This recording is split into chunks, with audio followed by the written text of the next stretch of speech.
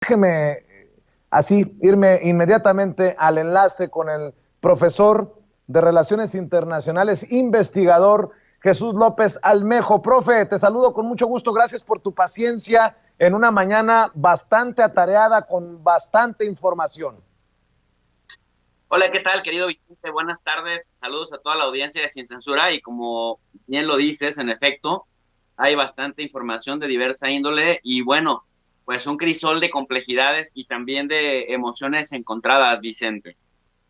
Qué cabrón lo de Jalisco, ¿no? Tu Jalisco que está convulsionado y no se parece en nada al Jalisco que quiere pintar color de rosa Enrique Alfaro. La realidad les ha, les ha golpeado en las narices. Así es, estimado Vicente, pues esto sucede cuando tienes a funcionarios del más alto nivel que hablan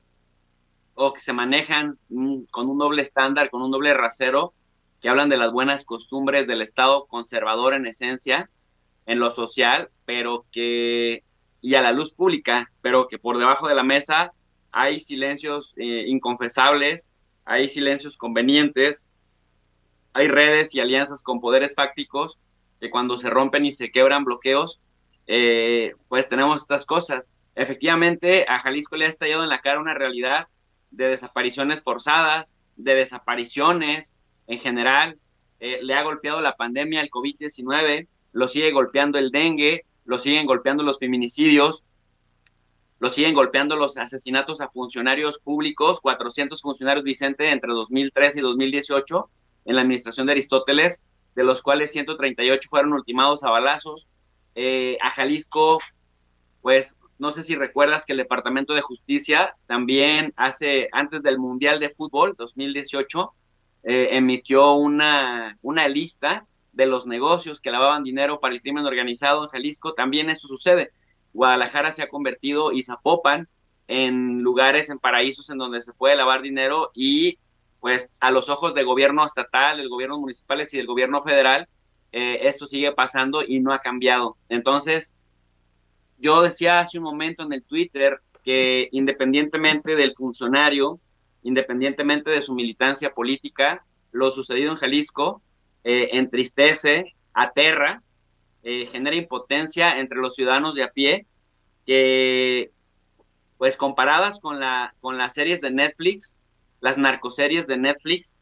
se quedan cortas nuestras realidades y somos impotentes porque estamos en medio de cosas que ni debemos ni tememos. Tú sabes que también Jalisco es una tierra en donde las extorsiones, que no es la única entidad del país, pero sí una entidad en donde las extorsiones están a la orden del día. La gente que quiere emprender un restaurancito, un bar, la gente que quiere emprender un negocio,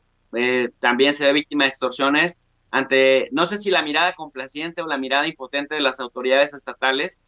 Y bueno, me da tristeza porque México es más que eso. México es la sexta potencia cultural del mundo de acuerdo a la UNESCO, es la primera potencia cultural de América Latina y de América, del continente americano en general. Tenemos más lugares denominados por la UNESCO como patrimonios mundiales de la humanidad, tanto bienes materiales como inmateriales. México es cultura, México es patriotismo, México es gastronomía, México es una potencia entre las principales 20 potencias del mundo en casi todos los rubros que gustes y dispongas,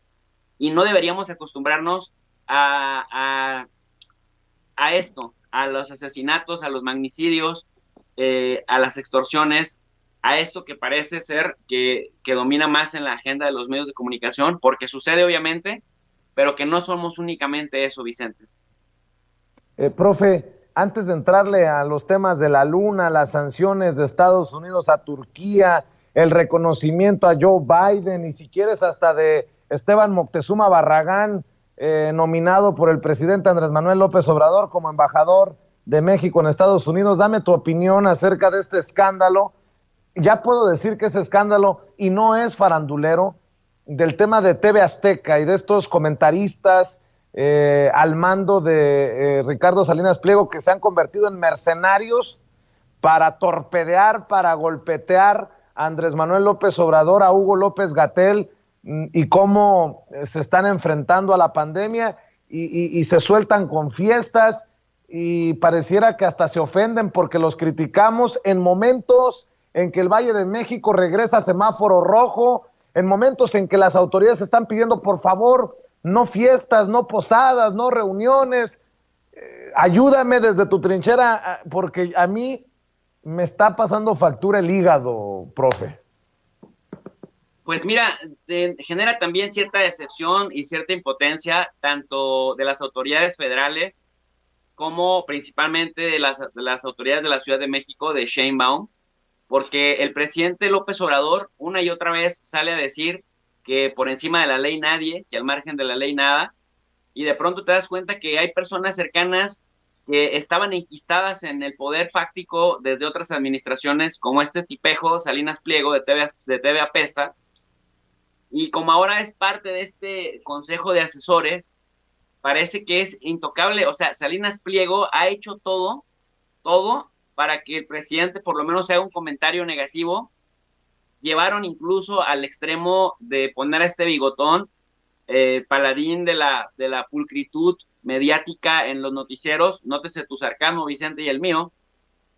a decir que no se le hiciera caso a Hugo López-Gatell en un momento en el que fue crítico. Yo recuerdo que entrevisté en mi canal a un epidemiólogo francés que dijo que era un acto criminal y que en Francia, por menos que eso, pudieran haber despedido al noticiero y pudieran haber incluso hasta cerrado la cadena de noticias, y no tenía nada que ver con algo de represión ni con algo de censura a la libertad de expresión, sino que tenía que ver con la responsabilidad social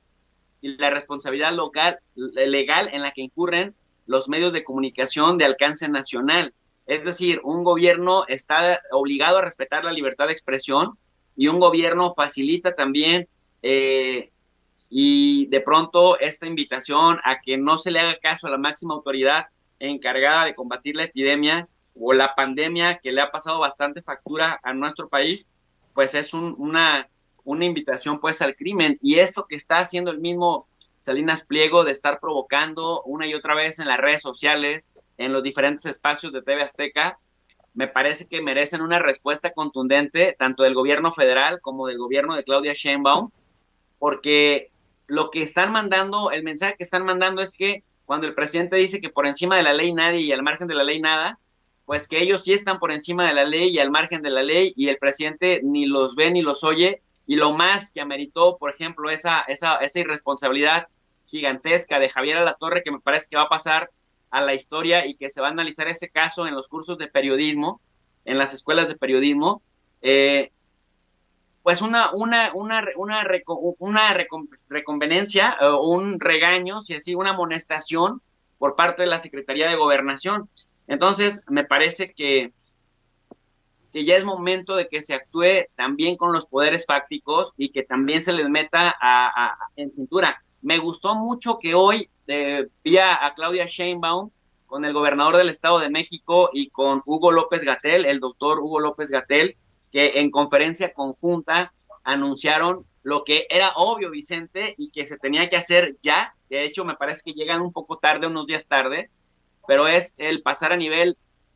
o semáforo rojo toda la zona metropolitana, y bueno, en el caso del Estado de México, todo el Estado de México. Me parece algo sensato, me parece algo sano, me parece algo necesario para no meter a los pobres médicos, al personal de salud que ya están cansados, que están desgastados, que están mal pagados, que están mal equipados, no meterlos al baile y al dilema ético de decidir a quiénes dejan morir y a quienes atienden con los pocos recursos materiales, con los pocos respiradores que hay para atenderlos. Me dio gusto también escuchar que ya se están reconvirtiendo algunos otros hospitales justamente para tener atención en un grado de crisis mayor a 10,000 personas entubadas en tiempo real, lo cual me ponía yo a pensar, Vicente, el cálculo de la magnitud de lo que se viene en estos días navideños, porque también hay mucha irresponsabilidad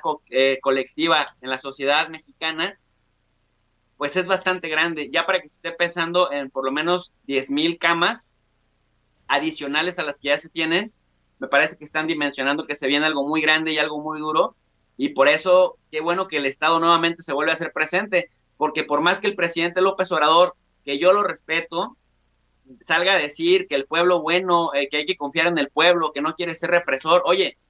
la teoría social y política y también la teoría de la administración pública te dice que el Estado es necesario para evitar la anarquía. Una sociedad anárquica termina teniendo tragedias gigantescas, multidimensionales, y la obligación del Estado, justamente la Constitución lo faculta para poner orden en un momento en que la sociedad por sí misma no se puede comportar y no se puede regular. ¿Y qué es lo que hemos estado viendo? Lo que hemos estado viendo es que la sociedad, ni a pesar de la pandemia,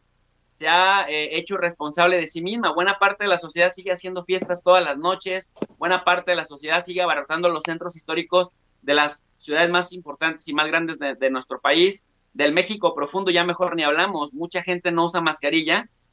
no respeta la distancia social, y eso al final nos pega a todos, Vicente, porque mientras haya pandemia no va a haber turismo, mientras haya pandemia no se va a regularizar la actividad económica, no se van a regularizar los viajes, la movilidad social,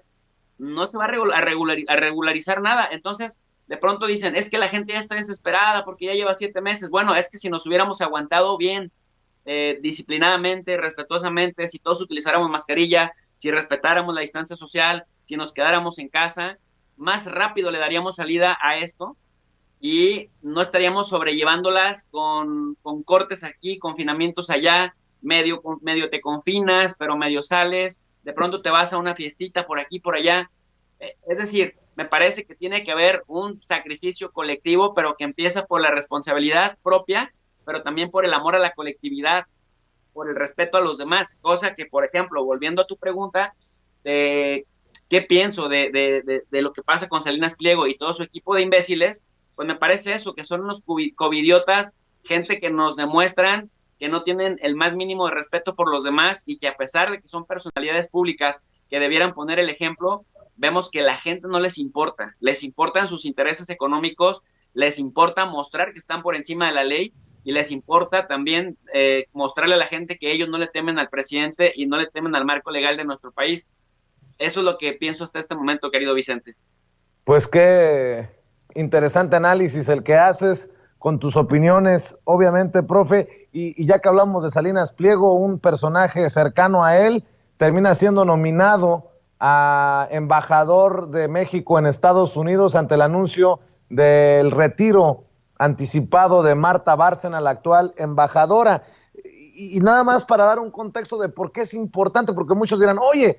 insistes mucho en la nominación de Esteban Moctezuma Barragán, actual secretario de Educación Pública por parte del presidente Andrés Manuel López Obrador, nada más como ejemplo. Se duplican remesas en una cuarta parte de municipios de México. Datos del Banco de México señalan que las remesas enviadas a México desde Estados Unidos tuvieron un auge en medio de la recesión económica provocada por la pandemia del coronavirus y que a pesar de la política migratoria del presidente estadounidense, el republicano Donald Trump, aumentaron en algunos casos hasta en un 100% en una cuarta parte de los municipios del territorio nacional al acumular entre enero y septiembre pasados un total de 626, casi 627 millones de dólares. Solo para que quede claro la importancia de la relación y la importancia de la nominación de este personaje a la embajada, profe. A mí, la verdad, Vicente, me parece desafortunado, porque si México tiene una fortaleza, y esto lo digo poco, pero lo digo firme cuando lo digo, México tiene una fortaleza es en su servicio exterior mexicano. México tiene una fortaleza en su Secretaría de Relaciones Exteriores, la cual ha sido históricamente muy despreciada por los diferentes gobiernos priistas y panistas. Ha tenido auge ahora que está Marcelo Ebrard Casaubon, por el tamaño del personaje y por el nivel de cercanía con el presidente. Pero luego te desconcierta que en un proceso en el que están fortaleciendo a una secretaría olvidada, como es la Secretaría de Relaciones Exteriores, y que en la administración pública, querido Vicente, es de lo más eficiente que tenemos a nivel mundial, de igual su red consular, por más quejas que haya en los diferentes consulados, que siempre hay excepciones a la regla, pero de verdad tenemos una red gigantesca y tenemos un servicio exterior de primera. Recordarle a la gente que el servicio exterior mexicano es un servicio profesional de carrera en el que mayoritariamente, no digo al 100%, pero mayoritariamente, porque siempre hay manejo de influencias, pero mayoritariamente está conformado por personal de primerísimo nivel que pasan por exhaustivas pruebas en la rama diplomático-consular, los que son de carrera, para poder ser aceptados. Muchos entran hasta la tercera o cuarta oportunidad. Los que van entrando como de 30 en 30 en exámenes complejísimos cada 2 o 3 años. Participan 3,000 personas y nada más admiten a 25 o a 30. Es decir, los que no van por influencias ni van apadrinados son personajes de primer nivel. Desde que entras al Servicio Exterior Mexicano hasta que sales, hasta que llegas a ser embajador, pueden transcurrir 18 años. Ya para entonces te formaste en la rama consular, en los consulados en Estados Unidos, sobre todo en California, en Illinois, en Nueva York y en Texas, que son los más complicados del mundo por la cantidad de servicios que exigen los connacionales. Y Vicente, cuando llegas a ser embajador, técnicamente ya te la sabes de todas, ya pasaste por 18 años de trabajo, hablando idiomas, conociendo sociedades, tratando con diferentes perfiles políticos, con dictaduras militares, por ejemplo, quienes han estado ya en Marruecos, quienes ya estaban en Israel, quienes estuvieron en Arabia Saudita, en Irán, en Turquía, pueden lidiar, si ya pudieron lidiar con los gobiernos de allá, pueden lidiar con cualquier tipo de personaje. Entonces, de pronto, cuando tú formas un producto humano, pensándolo en términos de capital humano especializado, Vicente, que si algo le hemos también criticado a la administración pública mexicana, es la falta de preparación y la falta de profesionalización y que tengamos siempre un montón de improvisados ocupando puestos políticos para los que no se prepararon. En el Servicio Exterior Mexicano, pues resulta que las embajadas principales, resulta que las subsecretarías o la Cancillería son cargos políticos, no se le dan por lo general a un miembro del Servicio Exterior que está formado. Yo parte de lo que le había aplaudido al presidente López Obrador de cuando nominó a Marta Bárcena para ser la embajadora de México en Washington, que además fue la primera mujer en llegar a hacerlo, y una de las muy poquitas personas que teniendo carrera diplomática han sido seleccionados para ocupar ese cargo, pues ahora me da mucho pesar que se vaya alguien de su tamaño, de su talento y de su formación profesional avalada y respaldada por 43 años y que llegue un tipo por nombramiento político, por dedazo político, lo cual nuevamente me sigue prendiendo las antenitas de que hay cosas que no han cambiado y que hay cosas que se siguen manteniendo igual, como los cargos por dedazo a gente que no es competente, ni está preparada, ni está formada para un cargo de ese tamaño, querido Vicente. Pues qué fuerte. Y por otro lado, en Estados Unidos, ya que estamos entrando a esos temas, Mitch McConnell, el republicano más importante del Senado, reconoce a Joe Biden como presidente electo, como candidato ganador del pasado proceso electoral, profe. Sí, pues ahí se ahoga la última esperanza de Donald Trump de que se pudiera hacer algo a favor de su agenda y de su discurso fraudulento de que le hicieron fraude. El Senado, dicen que en realidad el poder fáctico del Partido Republicano era Mitch McConnell, porque tenían la mayoría en el Senado. El Senado puede potenciar a una administración de gobierno o la puede detener. Mitch McConnell fue la pesadilla de Barack Obama. Lo hizo sudar frío muchas veces y a Donald Trump, dentro de toda la bravuconada y la forma y el estilo del garrote que tenía Donald Trump, con el único que se contenía era con Mitch McConnell. ¿Por qué? Porque este señor tiene un liderazgo ya de por lo menos 15 años en el Senado. La bancada republicana lo respeta muchísimo y es que hay que decirle a la gente, querido Vicente, o recordarle por lo menos que en Estados Unidos los congresistas se pueden reelegir la cantidad de veces que quieran y los senadores también, y que muchas veces es más importante un senador, ahorita voy a decir por qué, que un presidente de la República, porque el presidente por lo mucho o a lo mucho va a durar 8 años. Solamente se puede reelegir una vez inmediatamente después de que termina su cargo, como lo intentaba Trump, pero un senador puede llevar sentado en su curul 40 años. Entonces, a los senadores a veces, y sobre todo los senadores, los viejos lobos de mar, como Mitch McConnell, pueden ver que tienen una tempestad con un presidente y lo único que dicen, respiran profundo y dicen, este es temporal, se va a ir pronto y yo me voy a seguir reeligiendo. Entonces, este es el caso. Mitch McConnell, cuando ya ve que realmente Trump no tiene ninguna posibilidad legal, más allá de sus alegatos y de los alegatos de sus fanáticos, de insistir en que hubo fraude, aunque ninguna corte estatal y el Tribunal Supremo de Justicia de Estados Unidos dijeron no hay materia de delito que perseguir, prácticamente McConnell dice, pues ya que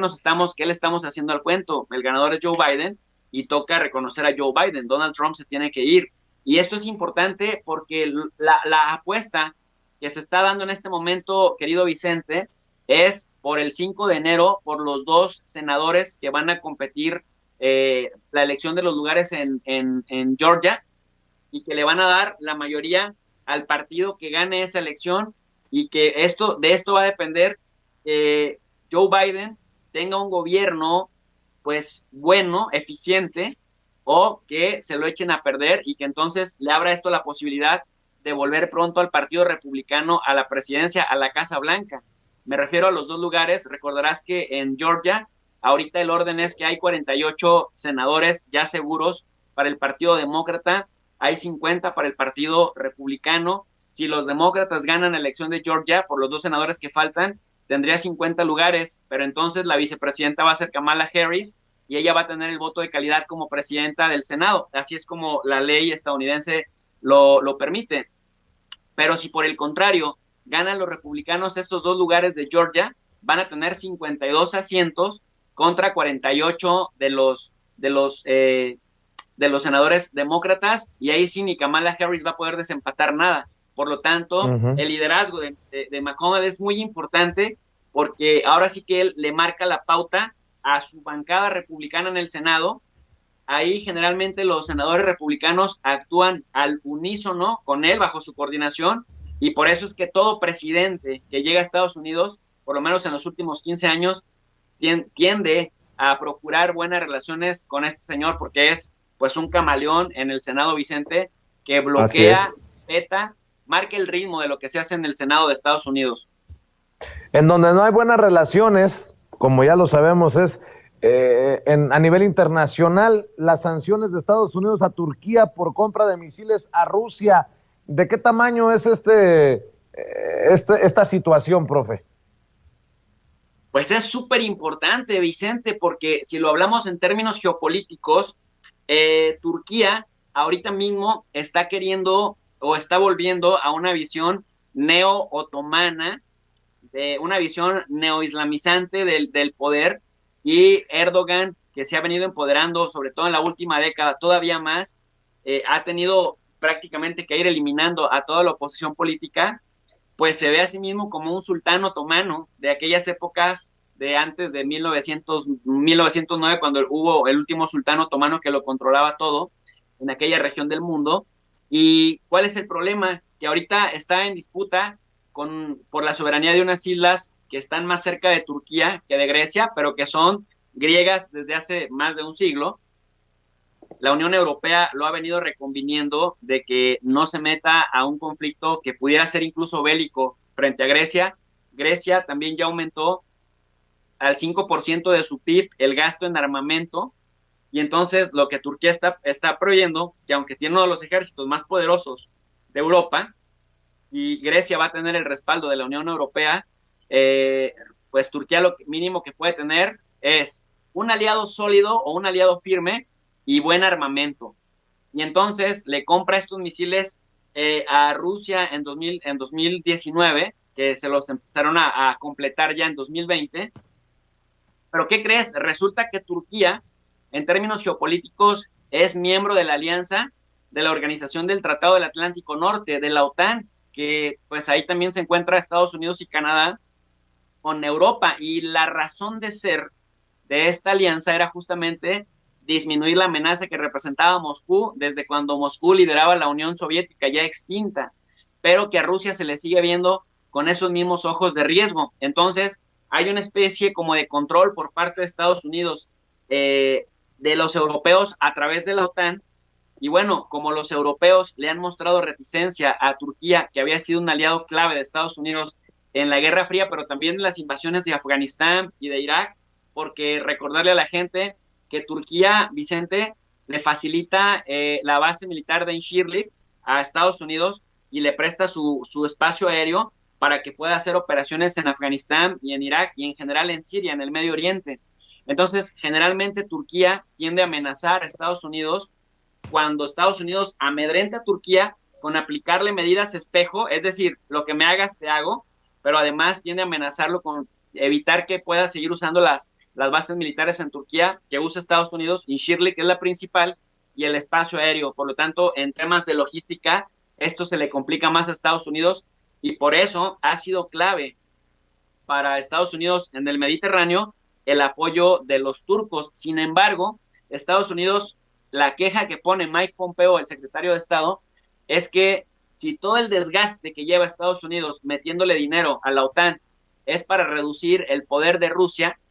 y Turquía es aliado de Estados Unidos, pero también es aliado de la OTAN, ¿por qué le está comprando a ellos, a los rusos, y no les compra a los gringos para, digamos, solventar su conflicto con Grecia? Que Grecia, ya decía yo,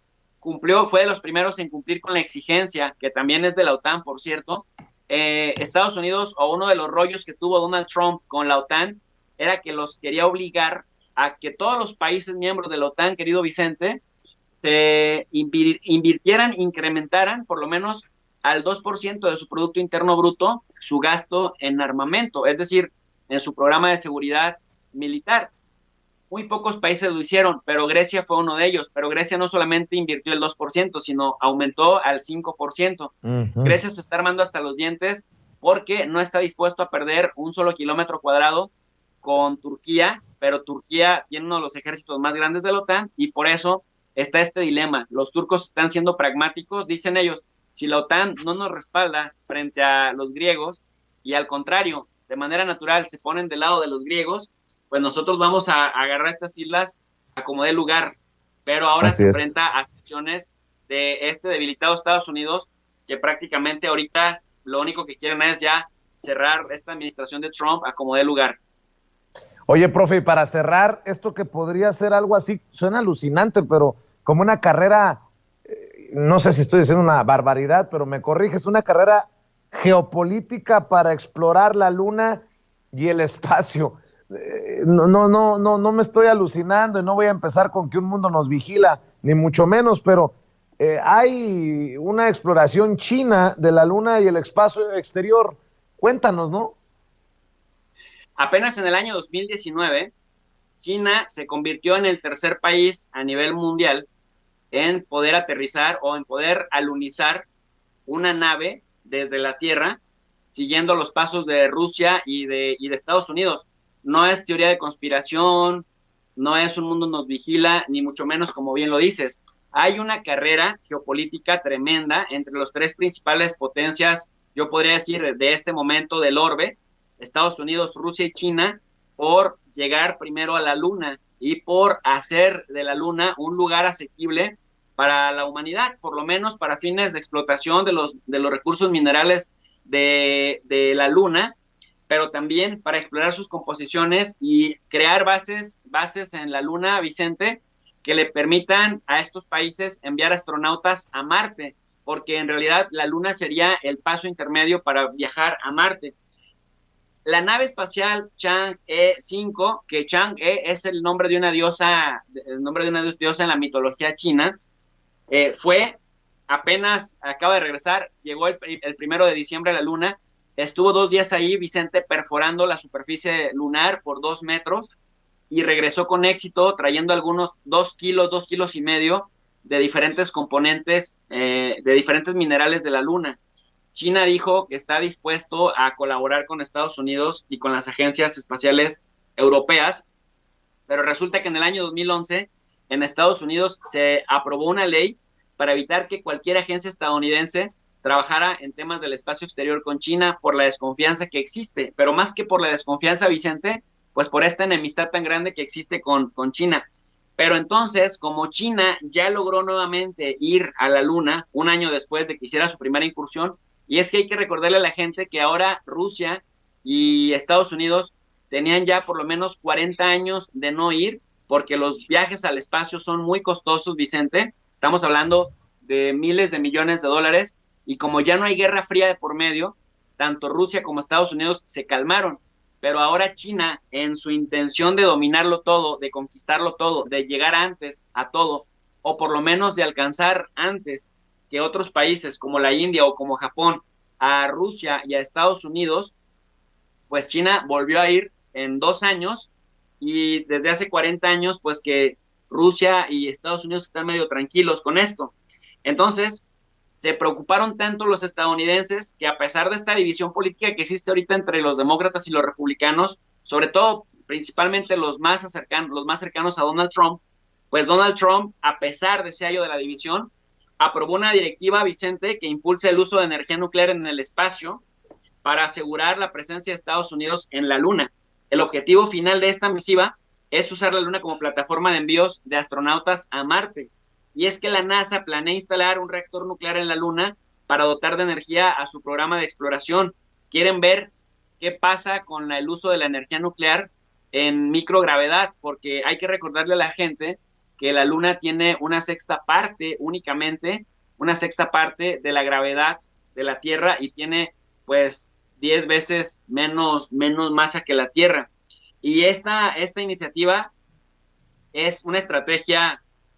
nacional para la propulsión y la energía nuclear espacial, que se conoce también como Space Policy Directive 6, que establece metas, principios y una ruta de avanzada, una hoja de ruta para cumplirlo esto, sí, Vicente, antes de que acabe la década del 2020. O sea, para el 2030 esto tiene que estar listo, porque Barack Obama ya había anunciado que probablemente vayan misiones a Marte desde el año 2033, 2034. Por lo tanto, en la Luna se experimentarían temas de microgravedad, temas de radiación solar, temas de producir agua en el espacio exterior y temas también del lanzamiento a través de la propulsión de cohetes que por la menor gravedad que tiene la Luna en comparación de la Tierra, pues es más fácil, sí, más preciso y más barato. Pero el problema o el reto es poder dar ese primer paso, Vicente. Y China dice, sí, si Estados Unidos ya se planteó construir ahí bases para mandar astronautas a Marte, nosotros para el 2022 lo vamos a lograr. Y los rusos dicen, pues nosotros estamos más de acuerdo con los estadounidenses, pensamos que para el 2029 es cuando podamos estar